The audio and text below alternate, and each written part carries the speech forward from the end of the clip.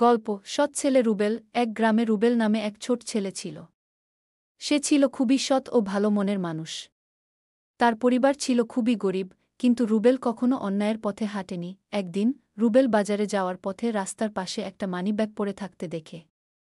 মানিব্যাগের মধ্যে অনেক টাকা ও কিছু গুরুত্বপূর্ণ কাগজপত্র ছিল। রুবেল বুঝতে পারল এই টাকা তার নয়, কারও হারিয়ে গেছে। সে তৎক্ষণাৎ ঠিক করল মানিব্যাগটি যার, তাকে ফিরিয়ে দেবে। রুবেল চারপাশে তাকিয়ে দেখল, কিন্তু কারও দেখা পেল না।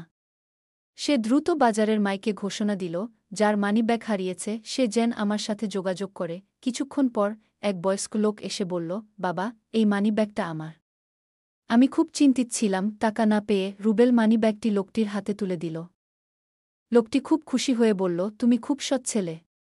আল্লাহ তোমাকে ভালো রাখুন। সেই দিন থেকে গ্রামের সবাই রুবেলকে আরও বেশি ভালোবাসতে শুরু করল।